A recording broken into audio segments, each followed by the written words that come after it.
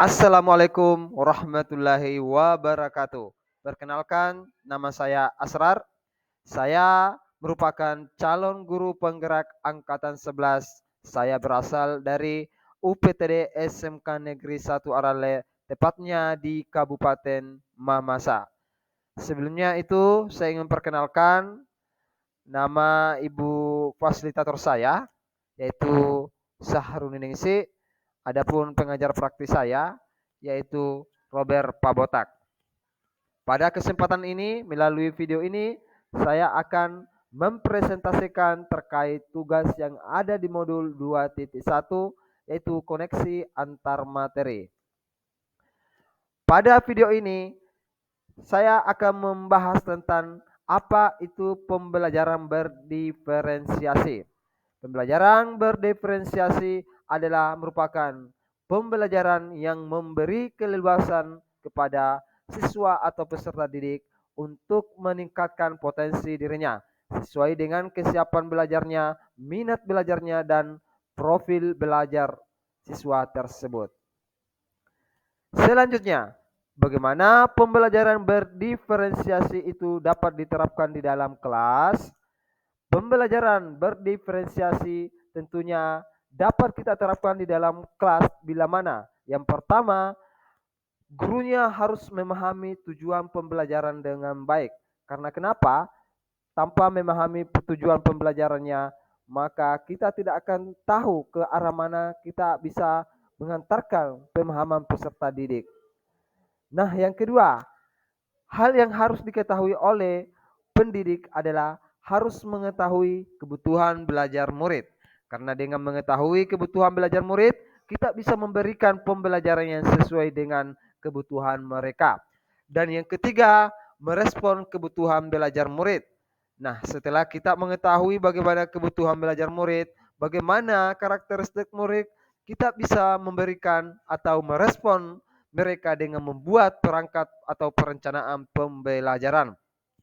Yang selanjutnya, melakukan manajemen kelas yang efektif. Tentunya ini merupakan juga salah satu bagian dari pembelajaran diferensiasi di kelas. Karena kenapa? Bila mana manajemen kelas tidak berjalan secara efektif, maka pembelajaran berdiferensiasi tidak akan bisa berjalan dengan baik. Dan yang terakhir, melakukan penilaian berkelanjutan. Nah, seorang guru tentunya harus bisa melakukan penilaian yang sifatnya kontinu, harus berjalan sesuai dengan apa yang diamati di dalam proses pembelajaran.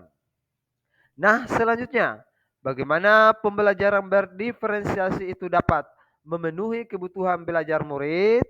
Nah, untuk memenuhi kebutuhan belajar murid ada 3 tahapan.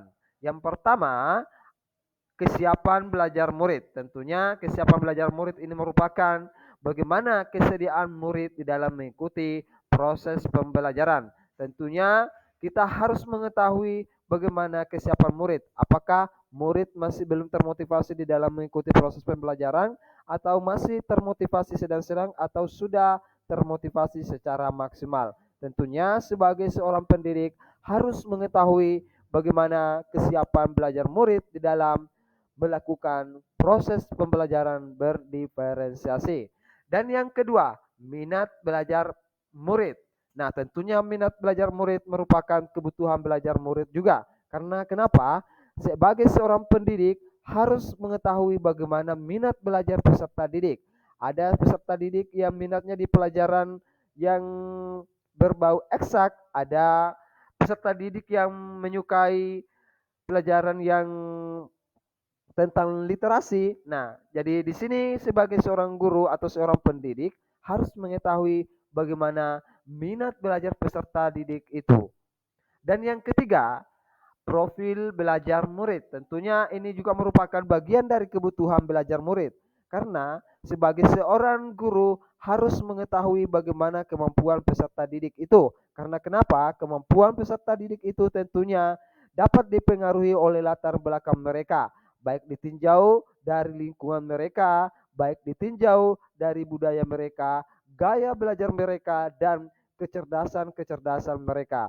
Tentunya sebagai seorang guru harus dapat mengetahui bagaimana profil belajar murid itu. Nah, itulah tadi kebutuhan belajar murid yang harus dipahami oleh seorang pendidik. Selanjutnya, bagaimana keterkaitan antara modul titik satu dengan modul-modul sebelumnya? Sebelumnya, saya sudah mempelajari 4 modul, yaitu modul titik 1.1, modul 1.2, modul 1.3, dan modul 1.4. Hubungan antara modul 1.1 dan modul 2.1 yaitu untuk dapat melaksanakan pembelajaran berdiferensiasi dengan baik, maka guru harus memenuhi kebutuhan belajar anak sesuai dengan kodrat zamannya dan kodrat alamnya berdasarkan filosofi Ki Hajar Dewantara. Ya, karena kenapa? Di modul 1.1 itu membahas tentang pembelajaran berdasarkan filosofi Ki Hajar Dewantara, dan di modul 2.1 membahas tentang pembelajaran diferensiasi. Jadi hubungan antara kedua modul ini sudah saya jelaskan sebelumnya. Nah, selanjutnya hubungan antara modul 1.2 yang membahas tentang nilai dan peran guru penggerak dan modul 2.1 tentang pembelajaran berdiferensiasi.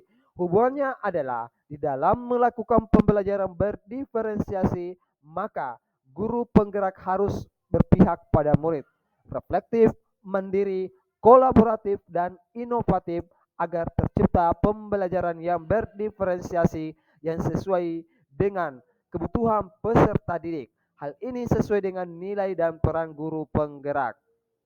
Selanjutnya, hubungan antara modul 1.3 tentang visi guru penggerak dan modul 2.1 tentang pembelajaran berdiferensiasi. Hubungan antara keduanya adalah pembelajaran berdiferensiasi dapat menjadi salah satu strategi untuk mewujudkan visi guru penggerak yang berpihak pada murid. Nah, selanjutnya hubungan antara modul 1.4 dan modul 2.1. Modul 1.4 membahas tentang budaya positif, sedangkan modul 2.1 membahas tentang pembelajaran berdiferensiasi.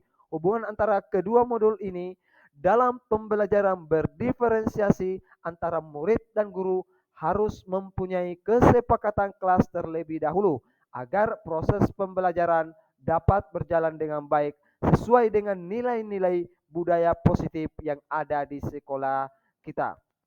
Itulah tadi presentasi dari saya. Semoga apa yang saya presentasikan dapat menginspirasi bagi kita semua sebagai seorang pendidik. Akhir kata dari saya, terima kasih atas perhatiannya. Jadilah guru yang selalu tergerak, bergerak, dan menggerakkan. Assalamualaikum warahmatullahi wabarakatuh.